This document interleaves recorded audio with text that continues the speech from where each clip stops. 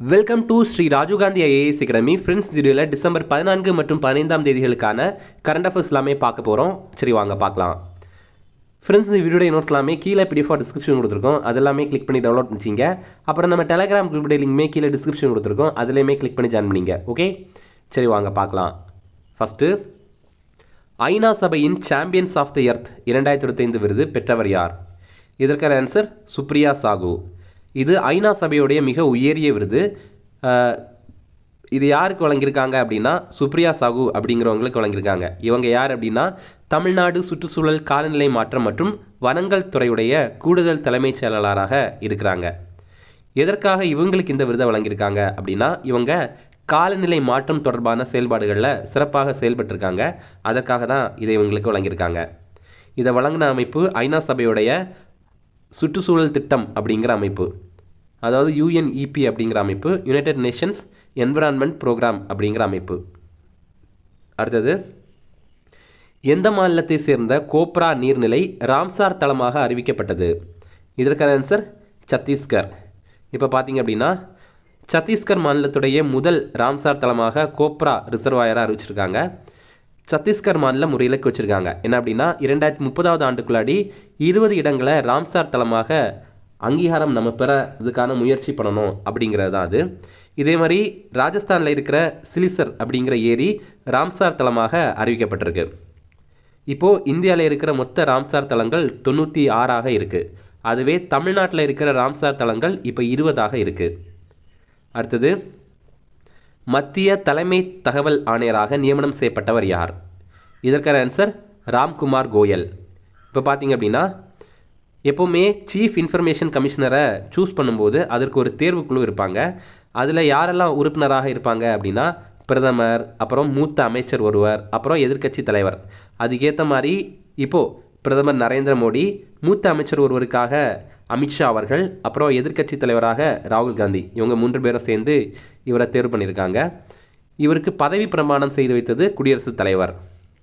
ராஜ்குமார் கோயல் இவர் 1990 பிரிவை சேர்ந்த அருணாச்சல பிரதேசம், கோவா, மிசோரம் ஐஏஎஸ் அதிகாரி. இவர் மத்திய சட்டத்துறை செயலராகவும் இருந்திருக்காரு. ஃப்ரெண்ட்ஸ், நம்ம ராஜீவ்காந்தி ஐஏஎஸ் அகாடமியில் டிஎன்பிஎஸ்சி குரூப் 1, குரூப் 2, குரூப் 4 எக்ஸாமுக்கான பாடப்புத்தகங்கள் எல்லாமே இருக்குது. இதெல்லாமே புதிய சிலபஸ் அடிப்படையில் நம்ம உருவாக்கியிருக்கோம். இதில் தமிழ் மீடியம் புத்தகங்களும் இருக்குது, இங்கிலீஷ் மீடியம் புத்தகங்களும் இருக்குது. இது நீங்கள் தமிழ்நாட்டில் எங்கே இருந்தீங்க அப்படின்னாலும் நீங்கள் கால் பண்ணி ஆர்டர் பண்ணிங்க அப்படின்னா போதும், நாங்கள் உங்களுக்கு இலவசமாகவே டெலிவரி பண்ணி தந்துடுவோம். மொத்தமாக இந்த புத்தகம் வந்து 3499 ரூபா மட்டும்தான். அடுத்தது, இப்போது அடுத்த ஆண்டு நடைபெற போகிற டிஎன்பிஎஸ்சி குரூப் 1, குரூப் 2 எக்ஸாமுக்கான ப்ரிலிம்ஸ் மற்றும் மெயின்ஸ் கிளாஸ் நம்ம இன்ஸ்டியூட்டில் ஸ்டார்ட் பண்ணியிருக்கோம். இது பார்த்திங்க அப்படின்னா நம்ம இன்ஸ்டியூட் வந்து சென்னையில் அண்ணா நகரில் இருக்குது. இதை தவிர நீங்கள் ஆன்லைனில் கூட ஜாயின் பண்ணி அட்டன் பண்ணிக்கலாம். அடுத்தது, டைம் இதழ் 2025 ஆண்டின் சிறந்த தலைமைச் செயல் அதிகாரியாக யாரை தேர்வு செய்தது? இதற்கான ஆன்சர் நீல் மோகன். இப்போ பார்த்தீங்க அப்படின்னா டைம் இதழ் இது உலக அளவில் ரொம்ப முக்கியமான ஒரு இதழ்.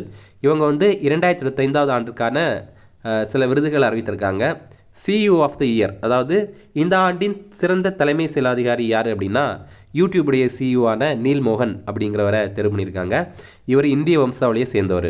அடுத்தது, அத்லெட் ஆஃப் த இயர், அதாவது இந்த ஆண்டுடைய சிறந்த தடகள வீராங்கனை யார் அப்படின்னா அஜா வில்சன் அப்படிங்கிறவங்க. இவங்க வந்து கூடைப்பந்து வீராங்கனை, அமெரிக்காவை சேர்ந்தவங்க. அடுத்தது, என்டர்டெய்னர் ஆஃப் த இயர், அதாவது இந்த ஆண்டுடைய சிறந்த பொழுதுபோக்காளர் யார் அப்படின்னா லியோனார்டோ டிகாப்ரியோவை தேர்வு பண்ணியிருக்காங்க. அடுத்தது, மாமன்னன் பெரும்பிடுகு முத்திரையர் எந்த பகுதியை தலைமையிடமாக கொண்டு ஆட்சி நடத்தினார்? இதற்கான ஆன்சர் திருச்சி.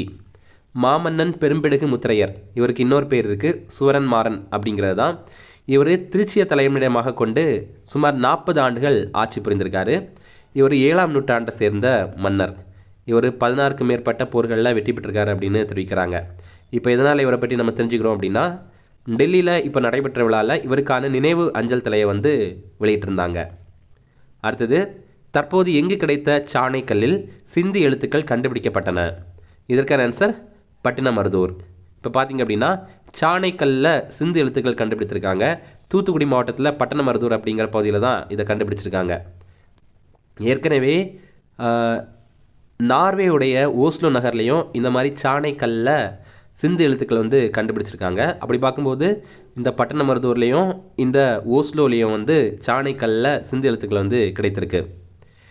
சாணக்கியர் கூட இதை பற்றி அர்த்த சாஸ்திரத்தில் தெரிவித்திருக்காரு. எப்படி அப்படின்னா, கொருண்டம் அல்லது குருந்தம் அப்படிங்கிற பேரில் கடினத்தன்மை உள்ள சாணைக்கல் பண்டைய தென்னிந்தியர்களால் பயன்படுத்தப்பட்டிருக்கு அப்படின்னு அவர் அர்த்த சாஸ்திரத்தில் தெரிவித்திருக்காரு. அடுத்தது, பாரதிய பாஷா உற்சவ் 2025 விழா தற்போது எங்கு நடைபெற்றது? இதற்கான ஆன்சர் டெல்லி. இப்போ பார்த்திங்க அப்படின்னா, பாரதிய பாஷா உற்சவ் அப்படிங்கிற பேரில் ஒரு விழா நடத்தியிருக்காங்க. இது மகாகவி பாரதியாருடைய பிறந்த நாளில் இந்த விழாவை டெல்லியில் நடத்தியிருக்காங்க. இந்த விழாவுக்கான இந்த ஆண்டு கருப்பொருள் என்ன அப்படின்னா, பல மொழிகள் ஒரே உணர்வு அப்படிங்கிறது தான். இந்த விழாவில் ஆதிவாணி அப்படிங்கிற ஒரு ஆப்பை இன்ட்ரடியூஸ் பண்ணியிருக்காங்க. இது என்ன அப்படின்னா, பழங்குடியினர்களுடைய மொழி இருக்குல்ல, அதை மொழிபெயர்க்கிற ஒரு ஆப்பு. அது ஏஐ மூலமாக இயங்கும். அப்படி பார்க்கும்போது இந்தியாவில் முதல் முறையாக ஏஐ மூலம் இயங்குகிற பழங்குடி மொழிபெயர்ப்பாளர் வந்து இந்த ஆதிவாணி அப்படிங்கிறது தான். அடுத்தது, சென்னையில் நடைபெற்ற ஸ்குவாஷ் உலகக்கோப்பை போட்டியில் சாம்பியன் பட்டம் வென்ற நாடு எது? இதற்கான ஆன்சர் இந்தியா. இப்போ பார்த்திங்க அப்படின்னா, ஸ்குவாஷ் உலகக்கோப்பை போட்டி நம்ம சென்னையில் நடைபெற்றது. இந்தியா இதில் வெற்றி பெற்றிருக்காங்க. இதில் என்ன சிறப்பு அப்படின்னா, இந்தியா முதல் முறையாக இதில் வெற்றி பெற்றிருக்கோம். ஸ்குவாஷ் அப்படின்னா என்னென்னா, ஒரு பந்தை சுவரில் அடித்து விடணும். அந்த பந்து திருப்பி வரும்ல, அப்போ மறுபடியும் அதை வந்து அடிக்கணும், மறுபடியும் சுவரில் பட்டு திருப்பி வரும். இந்த மாதிரிப்பட்டது தான் ஸ்குவாஷ் போட்டி. இந்த போட்டியில் இந்தியா வெற்றி பெற்றிருக்காங்க. இதில் என்ன சிறப்பு அப்படின்னா, இந்த போட்டியில் வெற்றி பெற்ற முதல் ஆசிய நாடு நம்ம இந்தியா தான். இறுதிப் போட்டியில் ஹங்கேரியை தோற்கடித்து நம்ம வெற்றி பெற்றிருந்தோம். இந்த போட்டி சென்னையில் எக்ஸ்பிரஸ் அவென்யூ மாலில் நடைபெற்றது. அடுத்தது, 2025 ஒடிசா மாஸ்டர்ஸ் சூப்பர் 100 பேட்மிண்டன் போட்டியில் மகளிர் பிரிவில் வென்றவர் யார்? இதற்கான ஆன்சர் உன்னதி ஹூடா. இப்போ பார்த்திங்க அப்படின்னா, ஒடிசா மாஸ்டர்ஸ் 2025 பேட்மிண்டன் போட்டி நடைபெற்றது. இது சர்வதேச அளவிலான பேட்மிண்டன் போட்டி. இதில் ஆடவர் பிரிவில் கிரண் ஜார்ஜ் அப்படிங்கிற இந்தியர் வெற்றி பெற்றிருந்தார். மகளிர் பிரிவில் உன்னதி ஹூடா அப்படிங்கிற இந்திய வீராங்கனை வெற்றி பெற்றிருந்தாங்க. இந்த போட்டி ஒடிசாவுடைய கட்டாக்கில் தான் நடைபெற்றது. அடுத்தது, முக்கிய தினங்கள். உலகளாவிய சுகாதார பாதுகாப்பு நாள், இது வந்து டிசம்பர் 12ஆம் தேதி. இந்த ஆண்டுக்கான தீம் என்ன அப்படின்னா, unaffordable health cost, we are sick of it அப்படிங்கிறது தான். இதுக்கு என்ன அர்த்தம் அப்படின்னா, இப்போ எல்லாம் வந்து நமக்கு இந்த மாதிரி ஹெல்த்துக்கான செலவு ரொம்ப அதிகமாக இருக்குல்ல, அதுவே நமக்கு வந்து மன உளைச்சலை உருவாக்குது அப்படிங்கிறது தான். இதில் சிக் அப்படிங்கிறது ஜுரத்தை குறிக்கல, இதுவே நமக்கு ஒரு வேதனையாக இருக்குது, இதுவே நமக்கு ஒரு மன உளைச்சலை உருவாக்குது அப்படிங்கிறது தான் we are sick of it அப்படிங்கிறத தெரிவிக்கிறாங்க. அடுத்தது, தேசிய ஆற்றல் பாதுகாப்பு நாள், இது வந்து டிசம்பர் 14ஆம் தேதி. இப்போ ரிவிஷன் பார்க்கலாம். ஐநா சபையின் சாம்பியன்ஸ் ஆஃப் தி எர்த் 2025 விருது பெற்றவர் யார்? இதற்கான ஆன்சர் சுப்ரியா சாகு. அடுத்தது, எந்த மாநிலத்தை சேர்ந்த கோப்ரா நீர்நிலை ராம்சார் தளமாக அறிவிக்கப்பட்டது? இதற்கான ஆன்சர் சத்தீஸ்கர். அடுத்தது, மத்திய தலைமை தகவல் ஆணையராக நியமனம் செய்யப்பட்டவர் யார்? இதற்கான ஆன்சர் ராஜ்குமார் கோயல். அடுத்தது, டைம் இதழ் 2025ஆவது ஆண்டின் சிறந்த தலைமை செயல் அதிகாரியாக யாரை தேர்வு செய்தது? இதற்கான ஆன்சர் நீல் மோகன். அடுத்தது, மாமன்னன் பெரும்பிடுகு முத்திரையர் எந்த பகுதியை தலைமை இடமாக கொண்டு ஆட்சி நடத்தினார்? இதற்கான ஆன்சர் திருச்சி. அடுத்தது, தற்போது எங்கு கிடைத்த சாணைக்கல்லில் சிந்து எழுத்துக்கள் கண்டுபிடிக்கப்பட்டன? இதற்கான ஆன்சர் பட்டினமருதூர். அடுத்தது, பாரதிய பாஷா உற்சவ் 2025 விழா தற்போது எங்கு நடைபெற்றது? இதற்கான ஆன்சர் டெல்லி. அடுத்தது, சென்னையில் நடைபெற்ற ஸ்குவாஷ் உலகக்கோப்பை போட்டியில் சாம்பியன் பட்டம் வென்ற நாடு எது? இதற்கான ஆன்சர் இந்தியா. அடுத்தது, 2025 ஒடிசா மாஸ்டர்ஸ் சூப்பர் 100 பேட்மிண்டன் போட்டியில் மகளிர் பிரிவில் வென்றவர் யார்? இதற்கான ஆன்சர் உன்னதி ஹூடா. நம்ம போன வீடியோவில் ப்ரீவியஸ் இயர் கொஸ்டின் வந்து கேட்டிருந்தோம், அதற்கான ஆன்சர் பார்க்கலாம். வெற்றி வேட்கை இதை எழுதினது அதிவீரராம பாண்டியர். நன்னறி இதை எழுதினது துரைமங்கலம் சிவபிரகாசர். அப்புறம் நீதிநெறி விளக்கம் இதை எழுதினது குமரகுருபர். நல்வழி இதை எழுதினது ஔவையார். ஓகே, இப்போது இன்றைக்கான கேள்வி, தமிழ்நாட்டில் விடியல் பயணம் திட்டம் எப்போது அறிமுகப்படுத்தப்பட்டது? இதற்கான options: option A May 2021, option B December 2021, option C March 2022, option D October 2021. அவ்வளோதான் ஃப்ரெண்ட்ஸ்.